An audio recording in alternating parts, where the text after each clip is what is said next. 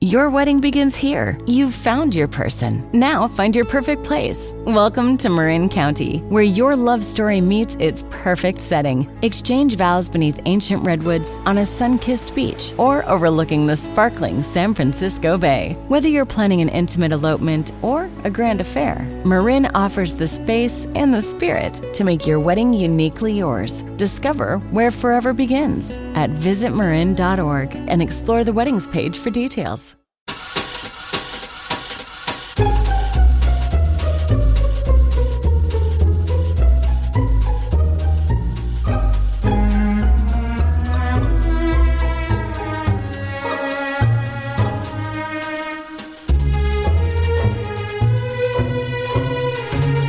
Welcome to the Going to Killing City podcast, a historical look at murder in Kansas City. Here are your hosts, Jamie Green and Alex Greenwood. Welcome back, everybody. February edition. I can say it this month. Going to Killing City. No opprobrium from a former prosecutor this month, people. We are here. We are back. Alex Greenwood. January was like 9 years, but we're back for February. How are you?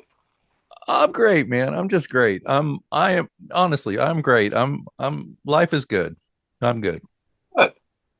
So, folks, no sponsor this month, so that means somebody step up, be a sponsor. I mean, I'm not going to beg you people, but you know we're getting popular. Come on now. We do have a bunch of announcements at the end of a bunch of cool things that we're doing that we will do at the end. But we are going to save that. So for edification for the people listening, we were so enthralled with Miss Peters Baker's that we did not give the hint to each other. So this is all going to be a novelty for people listening to this episode. Alex gave me the hint later on. It was the Gap. And I kind of felt like Alex dropped a bomb on me, baby. He dropped the bomb on me. You know, as a native Oklahoman, to hear Tulsa, the pride of Tulsa, the Gap band. Nice callback there, brother. Nice one. Only old people like us will get that. So I'm thinking, when I think the Gap, I'm thinking we're going to have to go to the mall and do a mall grab. So this month's drink from yours truly is called the Mall Grab. It was actually created by a gentleman named Sean Byrne in Philadelphia at the Jaffa Bar. And so this one is pretty cool. So obviously, showing us, you can look at it, but it's got 1 ounce rye, 1 ounce cognac, 1 ounce. Is it Cynar Syrup? Is that how you pronounce this, Greenwood? You're the expert. What? I don't have it in front of me. Spell it. Cynar. You know what? I don't know. How's that? It's Cynar now. Fuck it. We just named it. There you go. Oh my. There you go. And 2 barspoons of the Bonal or Bonal. How do you say Bonal? That's the little liqueur. That's close enough for government work. There you go. So you're going to rinse your rock glass with that Arak Bonal, and you rinse it. If you're like Greenwood, when he does the rinse, he puts it back in the bottle, just to save it all. I mean, it is alcohol abuse if you pour it down. And I'm notoriously cheap, so there you go. So you're gonna take that glass, you're gonna rinse it with that bottle. Then you are going to combine the remaining ingredients in a mixing glass with ice and stir until properly chilled and diluted. And you're going to strain it into a prepared glass over fresh ice. And you garnish it with an orange twist expressed over the surface of the drink. And you discard it. I am drinking it. I, of course, being the schmo that I am. Why show people what I'm doing? Only you could see it. I didn't make it to the store today. It was like 5 degrees, so I didn't get the orange part. But close enough, right? It's not horseshoe. Yeah. It's like horseshoes and hand grenades. But it's good. What did you think of this drink? It's a lovely drink. It's you're really stepping up, man. And I like it. It's good stuff. Yeah. So down the show notes of how to make it. We've been working all day and it's late, so we're just going to delve into this. Oh, there was somebody who said we mostly get people who love us and say, "Oh, we like you guys. You're back and forth, your pitter patter." But one lady on Threads, she was looking for suggestions for a podcast, and I mentioned ours, and then she wrote back and said that she just couldn't handle it. It was all, you guys were talking about your vacation and didn't get to the murder because it was the episode where we started. after summer where we hadn't talked to each other for 3 months.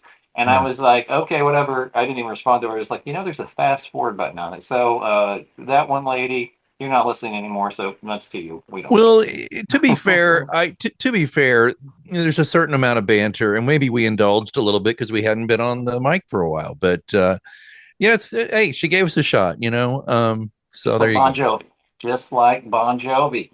Right there, yeah, that's right. We'll talk about this later. Let's talk about the Springsteen movie when we're done with the episode. I have thoughts. Oh, okay. All right. So this month's episode, it's Alex Greenwood's time to shine. Mr. Greenwood, the floor is yours. Well, thank you very much. All right, let's kind of set the scene here. It's February in Kansas City, and we're in it right now. And you tell me, but I think it has a particular feel to it.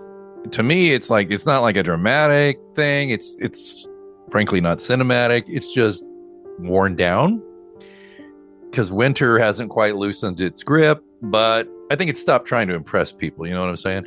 The sidewalks are dry but colorless. The air has that dull edge that makes people keep their coats on indoors a little longer than necessary, that kind of thing. And so then you think about the famed storied country club Plaza, which looks composed the way it always does. You got your storefront glass, your parking garages that just swallow up the cars and return them later like nothing happened. Still got free parking, by the way, I believe, down there, which is amazing. It's a neighborhood built for errands and movement. You go in, you come back out. It's kind of cool. That's the deal, right? Well, on February 28th, 1977, that deal was quietly broken. Loy Gillespie Evans was 29 years old, and she had recently started a brand new job as a legal secretary at a law firm in the Plaza Center building. She'd been there about a month. Co-workers later described her as reliable and punctual, which is one reason her failure to return from lunch raised concern pretty quickly. She was married, employed, settled, the kind of life that generates a small, orderly paper trail and very little drama. Well, that Monday, she left work during her lunch hour, but it was late afternoon, sometime between 3 and 4 o'clock. Now, that timing stands out. Most employees had already taken their lunch earlier in the day, right? I mean, usually I eat by 1 o'clock at the latest. So narrowing the window in which something could have gone wrong, right? Well, her car was parked in one of the Plaza garages in the same space she usually used. And during her break, Evans went to have a watch adjusted and browsed in several of the Plaza shops. She then drove to a drugstore at Westport Road and Main Street, where she stopped for coffee and bought an umbrella. Was it raining that day? I don't think so. After that, she returned to the Plaza. This wasn't like, Jamie, this wasn't like some kind of weird, risky night or a dangerous place, which is Westport after dark. No, I shouldn't have said that. it was Carter's there, it is. Yeah.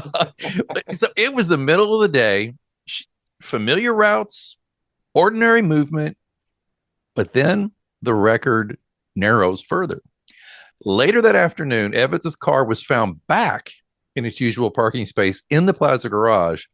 The umbrella that she had just purchased was sitting on the front seat, unused, with the tag still attached. Evans herself was gone. That's the hinge, I think, here is the moment where the story stops behaving the way stories are supposed to in these kind of things, right? Because, first of all, cars don't return themselves, but the public record never explains how this one did. There's no account of who parked it, when it was returned, or whether anyone noticed it arriving. Remember, it's 1977. There's not cameras all over the place. There's no indication of damage or obvious disturbance inside the vehicle, right? So one of Evans' coworkers later told police she had left the building not long after Evans and noticed that Evans' car was not in its space at that time. When she returned from her own lunch break, the car was back, so she assumed Loy Evans had returned to work. She had not. So when Evans failed to come back, her supervisor contacted her husband, Donald Evans, and it was around 6 o'clock that night, and he did not know where his wife was. He called friends. No one had seen her. Eventually, he got a little worried, and he contacted the police. He was told there was little they could do until she had been missing for 24 hours. You always see that in the movies and TV. I guess that's a real thing these days, or those days. There was no scene, no noise, no struggle witnessed by passerby, just an absence that spread slowly. I mean, it was just like cold air creeping under a door, right? She's just gone, right? Until about 12 days later, something surfaced. Evet's purse was discovered beneath a bridge in southeast Kansas City, near a place I drive by just about every darn day, Unity Village, not far from Lee Summit. You know what I'm talking about? Yeah. The area at that time was semi-remote. Police searched the surrounding ground, but found nothing else connected to her disappearance.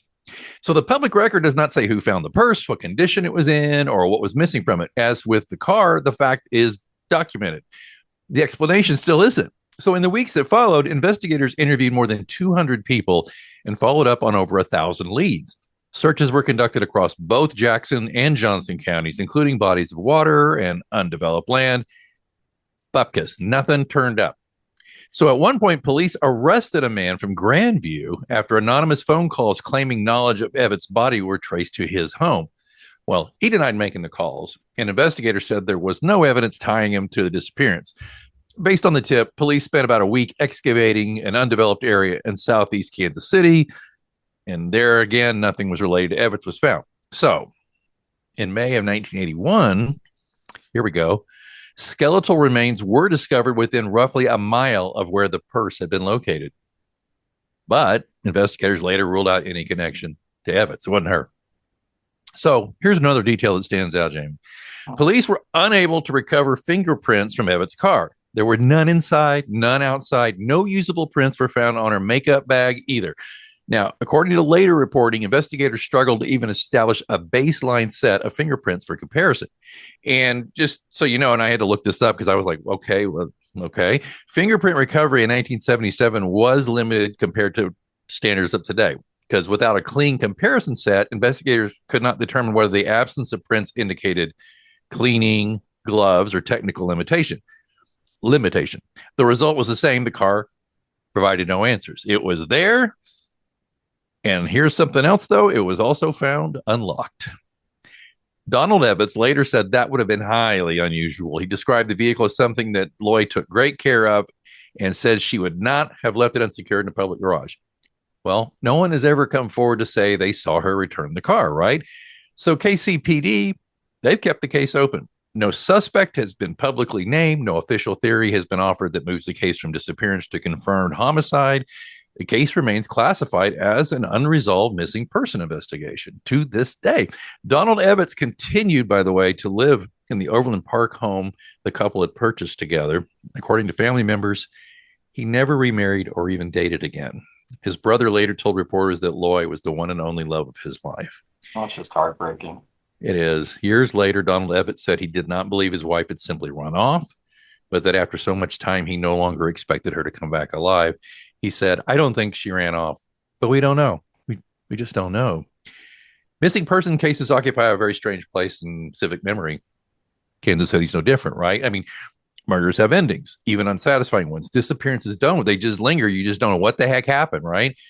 Well, what's happened is the plaza kept functioning. Cars keep coming and going. Lunch hours came and went. Whatever happened to Loy Evetts did not interrupt the city enough to leave a scar you can still point to. What it left instead was a gap. A gap between running errands and returning. A gap between evidence and explanation. A gap between what people say probably happened and what anyone can actually prove. So Lloyd Gillespie Evetts did not vanish while doing something reckless. We've established that. She vanished while just maintaining a life, running an errand. There's no dramatic aftertaste here. There's just this horrific gap. And this is a story about what we think we know, not what we can prove. And I chose this one after some research looking around because it haunts me that there is so little to go on and we'll probably never know. So before we close, I think it's important to be clear about what does remain on the record. The disappearance of Lloyd Gillespie Evetts is still listed as an unsolved missing person case. There have been no reclassification, no arrest, and no publicly named suspect. Much of what we know about this case comes from contemporaneous reporting by the KC Star in February and March of 77, along with later retrospective coverage. There's some photographs from that period, including images of her husband waiting by telephone, which remain part of the. And the case is also documented by the Charlie Project and in the National Missing and Unidentified Persons System, or NAMUS, where evidence is listed under case number MP3219. Dental records and DNA information are available through NAMUS as well. Despite this extensive investigative efforts in the weeks and months after her disappearance and periodic attention in the years past or years since, like today, no new publicly confirmed information has emerged to explain what happened to Lloyd Gillespie Evetts. If you have information related to this case, no matter how small it may seem, you can contact the Kansas City Crime Stoppers Tips Hotline at 816-474-TIPS. Tips can be submitted anonymously. You know, Jamie, if Lloyd Evetts were alive today, she'd be 77, 78 years old. By now, she'd be doing the ordinary things people reach at that age: time with family, watching grandchildren grow up, living a life that was never meant to stop in the middle of a workday. Instead, her name remains on the unresolved missing persons list. And this, my friends, remains an open case.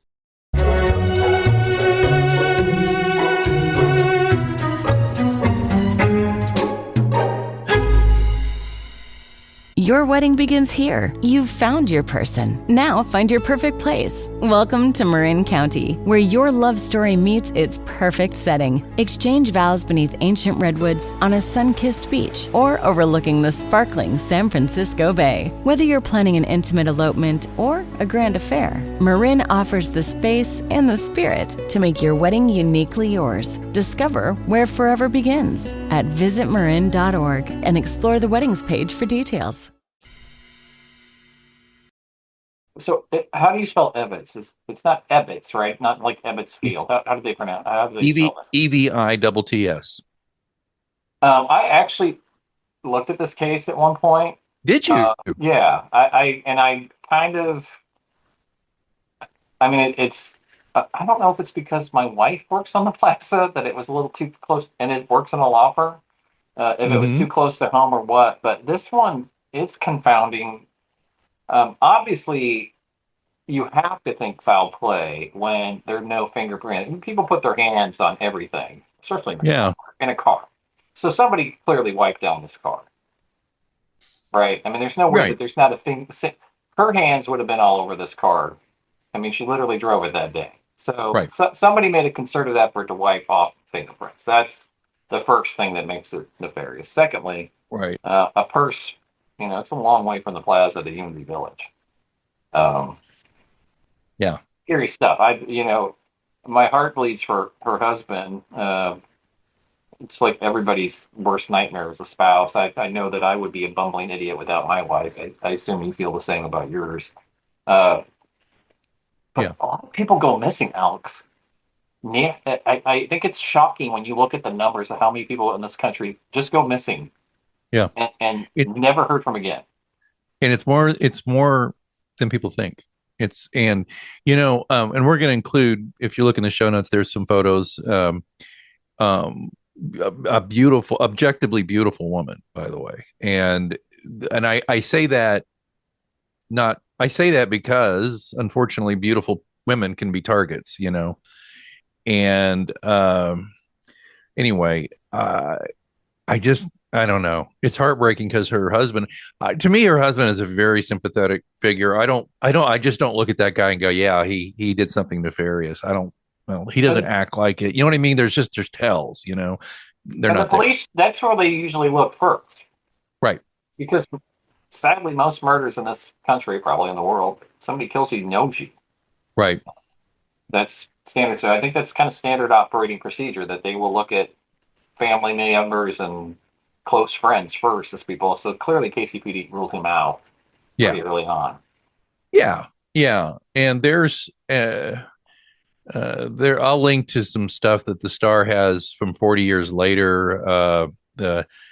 And you get to meet him on this article, and there's video and stuff like that. It's I don't know, when I first, you talk about how you looked at this, and you for a different reason, thinking about the love of your life and just how I don't really want to think about this one, right? I almost moved past it because there's not a lot there and it's unsatisfying to not have an answer. But you know what brought me back to it though, Jamie, was the thing we say about this show. We're here to try to remind people that there are victims of crime. There are people who have been, quote, forgotten, unquote, and we should tell their stories. And I thought, let's tell this story. We're not the only ones who've done it. I know there's been a few other pods here and there that have done it. And more power to them. We should all be doing it. But I don't know, man. It's just wild. It's just really wild. And I just if you see when you see the pictures of this stunning young woman, and you just think, oh my gosh, what what I try not to allow myself to do, but I do occasionally, is I start thinking, gosh, what if it was something nefarious? What were her last moments like? Yeah. Somebody who was just like going out to buy an umbrella. Yeah. Life is very fragile. Very fragile.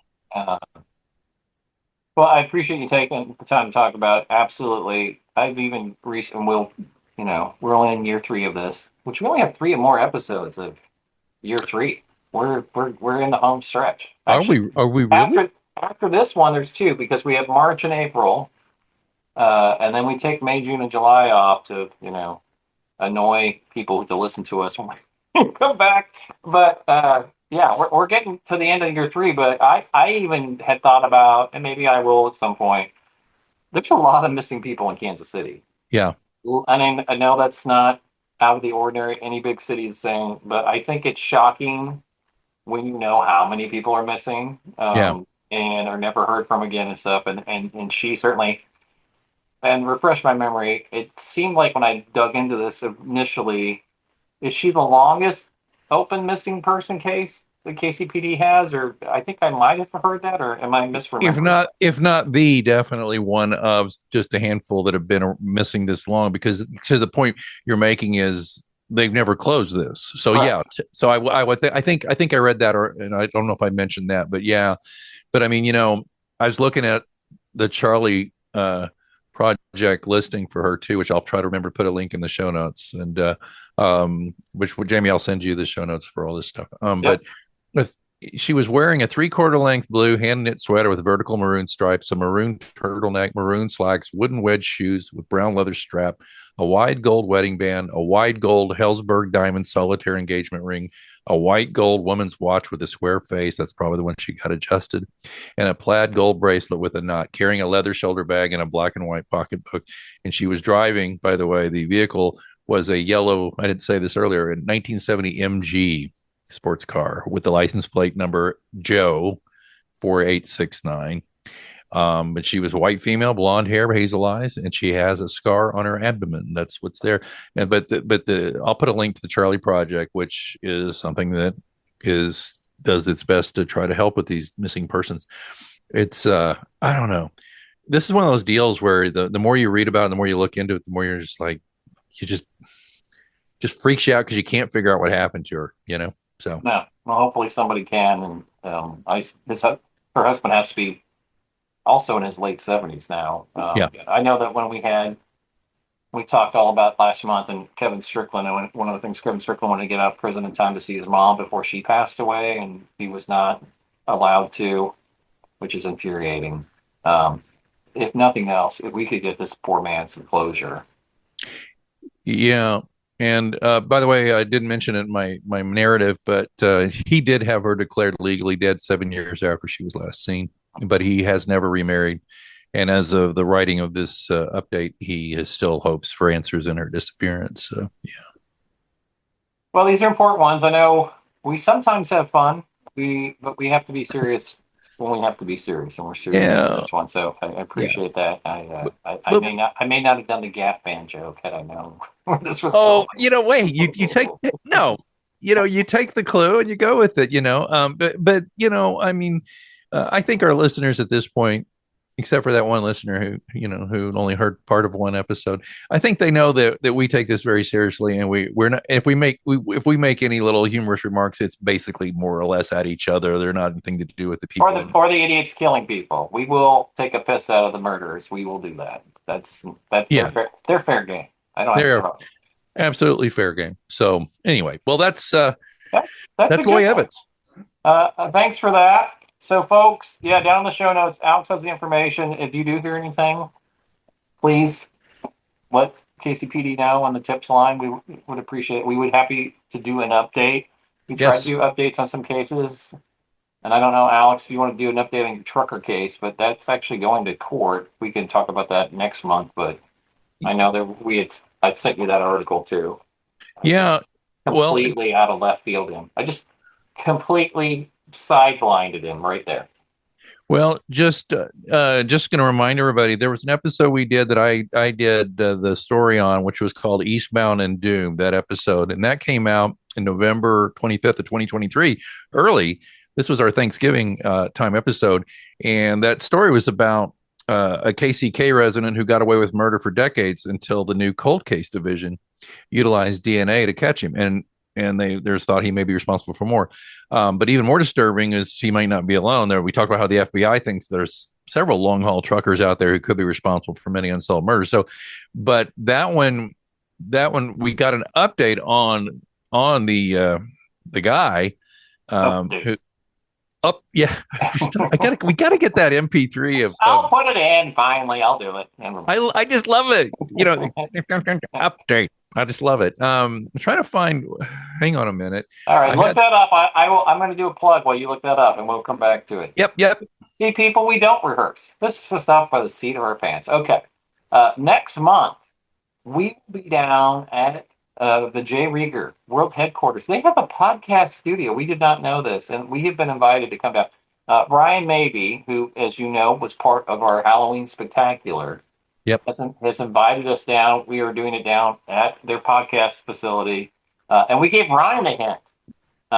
So poor Ryan, instead of me torturing Alex with really esoteric hints, I gave him a bitter lollipop for his cocktail hint. I am so curious to know what he comes up with when we do that. That's going to be taped in March. It will drop on March 15th. As far as I know, we're just in the studio. It's not a public event. If that changes, we will let you know. So, all right. Well, yeah, we're talking about update. We're talking about Gary Dion Davis, who he was jailed on a $500,000 bond on 2 counts of second-degree murder. This was a while back. In 2023, this was news, but there's been an update that the trial began on January 5th. And I don't know since then what, but Gary Dion Davis Sr., he was charged with second-degree murder for the deaths of 2 people in the 90s. Pearl Davis, also known as Samima Musawer, was killed in November of 96. Police found her body in a house on Lafayette Avenue. He's also charged with killing Christina King 2 years later on Christmas Day, 1998. Officers found King's body behind an abandoned building, and their family's been waiting for justice for nearly 30 years. The murders of both victims remained unsolved and were considered cold cases for decades until KCK Cold Case Detectives Unit submitted DNA from both cases to the Kansas Bureau of Investigation. In 2023, the Wyandotte County DA announced test results that linked Davis to the 2 homicides. They believe he did not know either of the 2 women. And if you want to hear more about the particulars around that, and again, this is another episode. I got to remember to put these links in the show notes, but it's the one episode is called Eastbound and Doomed. I don't know, man. It's good to, this is justice being served one way or another, right? At least it's gone to trial, At least they didn't throw the evidence out, the DNA. Well, there is that. There is still time. There's points for that. And then lastly, so we are talking about a tour in 2026. I know we did kind of a proof of concept where we had like 20 people showed up. We did a walking tour. We are in works with that. I put up on threads asking if people would be interested. A lot of people were interested. Had a couple people who came at us angry about the state of the world and saying the World Cup, and I had to explain that no, we are not affiliated with the World Cup. Yeah. FIFA is more corrupt than even what's going on in this country right now. So it was not that.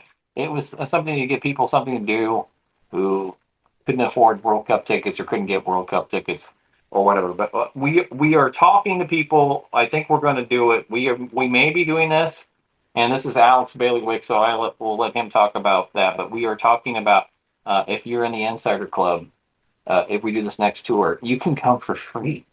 Yeah.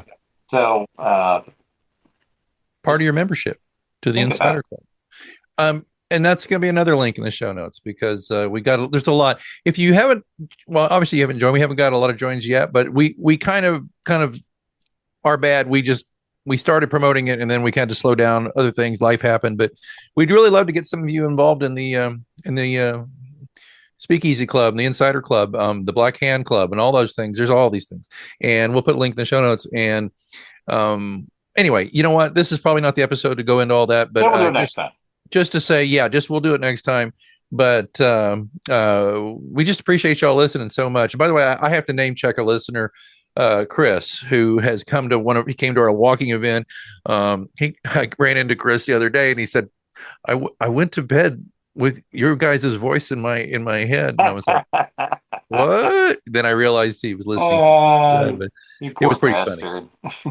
He's a great guy, and Chris, if you're listening, of course, thank you again for your support and for listening. This is the biggest small town. Mike Brown, your super fan who came and saved you, and you were scurred down at the thing. I actually bumped into him on New Year's Eve.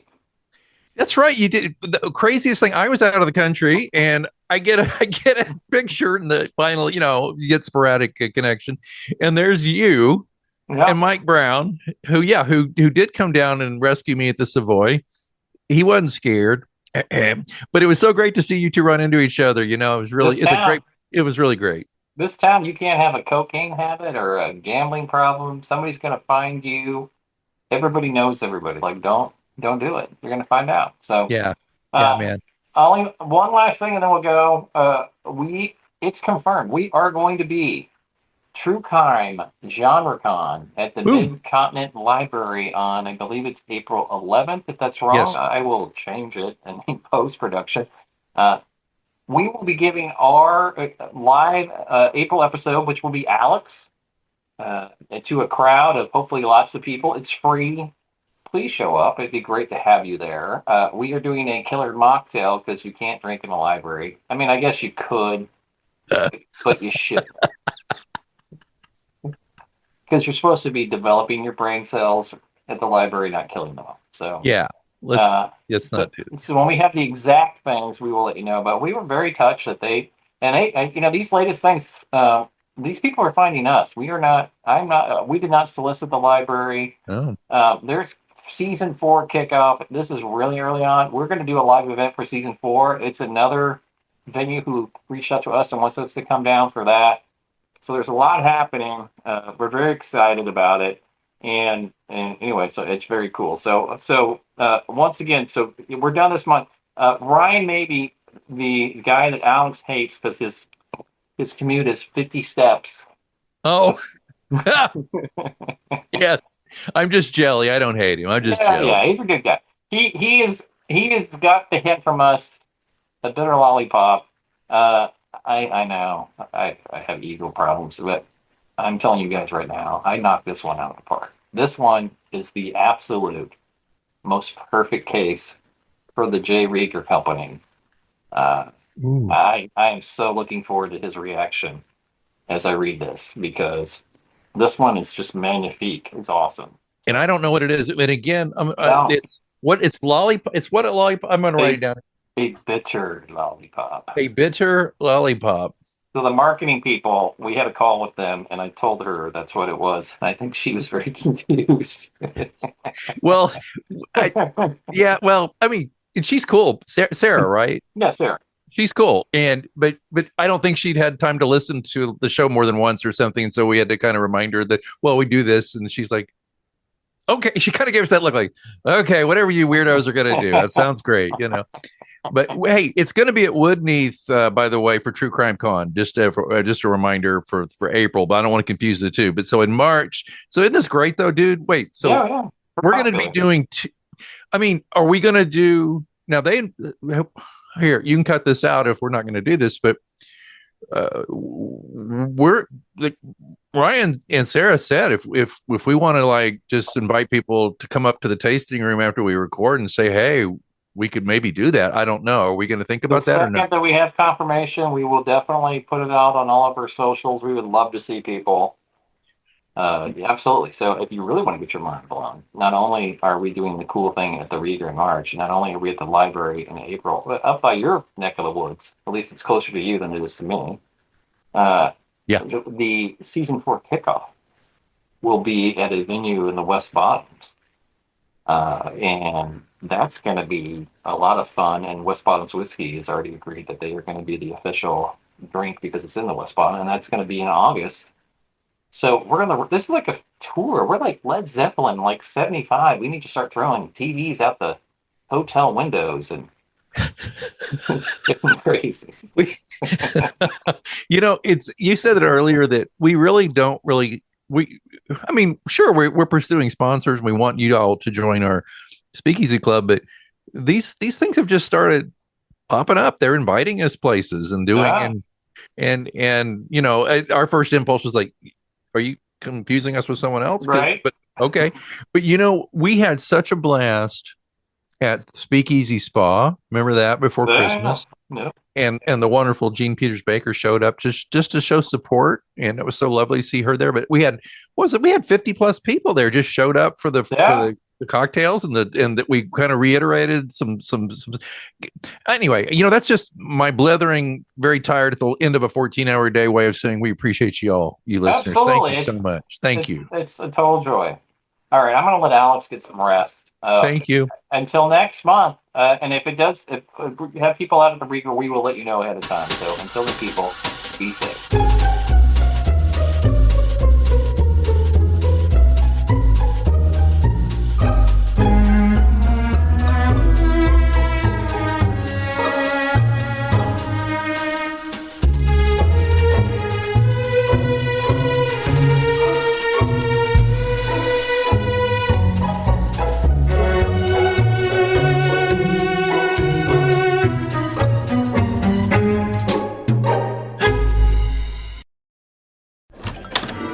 Hey, Sal.